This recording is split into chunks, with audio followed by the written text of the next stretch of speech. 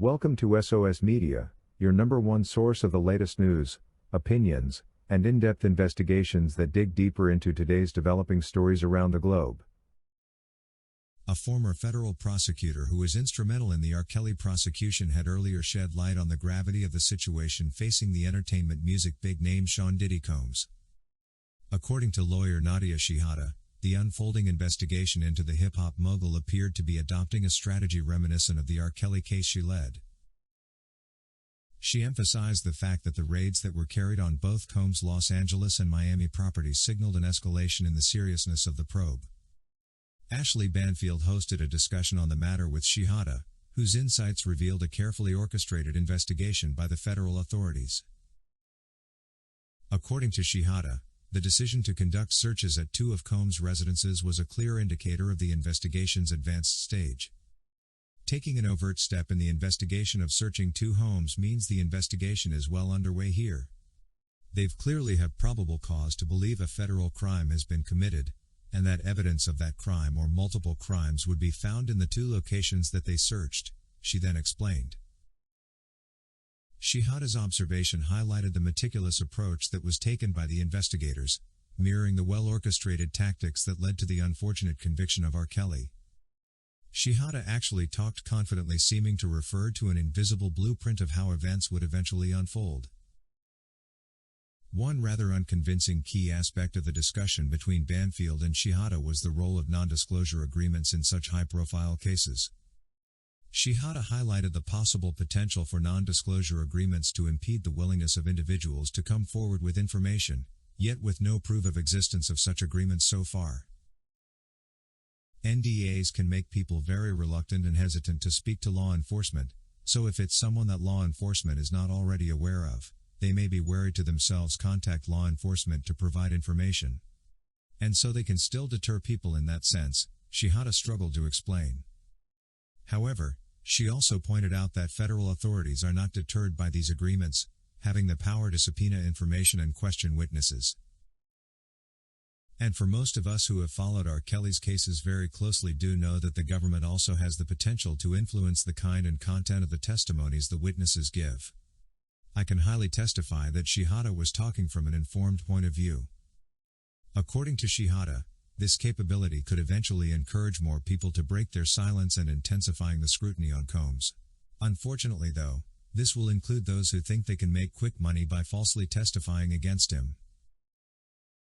If I'm P. Diddy or his lawyers, I would be very concerned at this point, Shihata remarked, encapsulating the precarious position in which Combs now finds himself.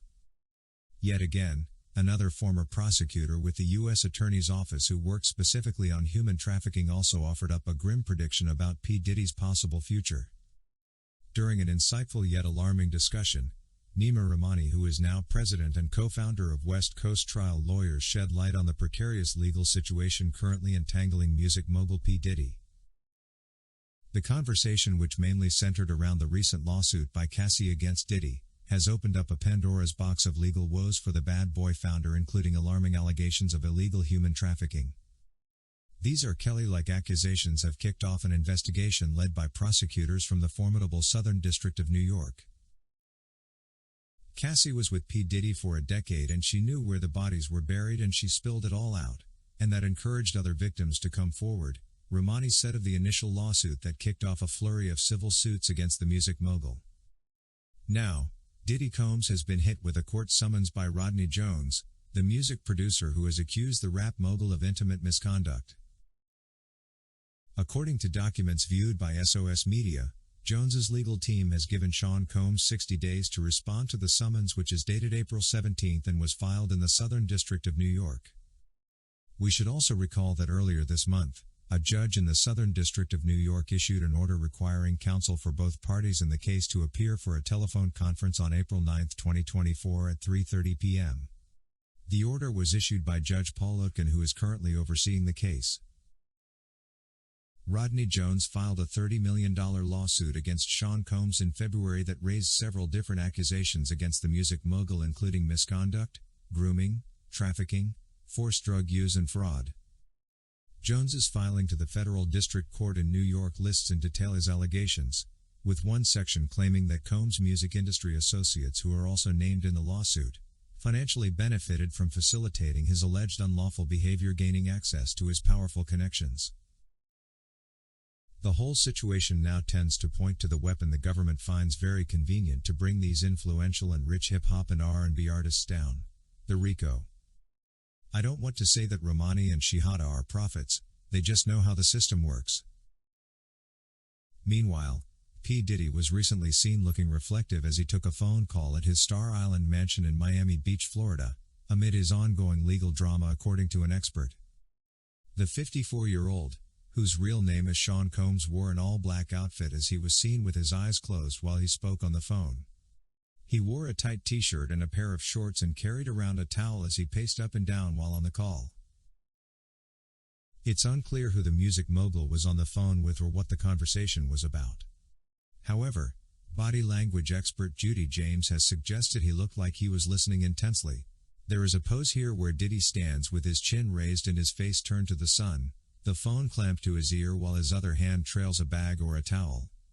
It seems to suggest intense listening, as though he has stopped what he is doing because the call is important, and in all three shots there is no sign that he is speaking, not listening, she said.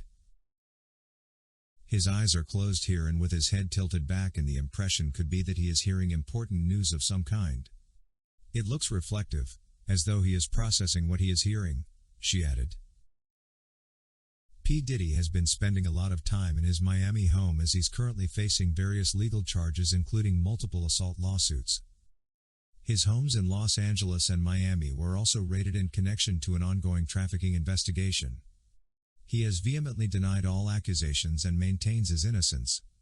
As we continue to witness new developments occurring towards R. Kelly's appeal proceedings, we can just stay optimistic that this time around, the relevant truth will be put into consideration. This is the ray of hope that makes us keep our breath and hold. We believe R. Kelly and his legal team will be able to outline all the injustices, misinterpretations of the law, cases of lying and witness tampering that have marred all R. Kelly's legal proceedings, and that the law, truth and justice will this time along prevail. It has been a long wait, and we can't wait any longer to see R. Kelly regain his deserved freedom. Thank you for watching today's video, brought to you by SOS Media. If you haven't subscribed to our channel yet, please subscribe, and hit the bell icon so you never miss any of our videos. Also remember to leave your comment about today's topic in the comment section below.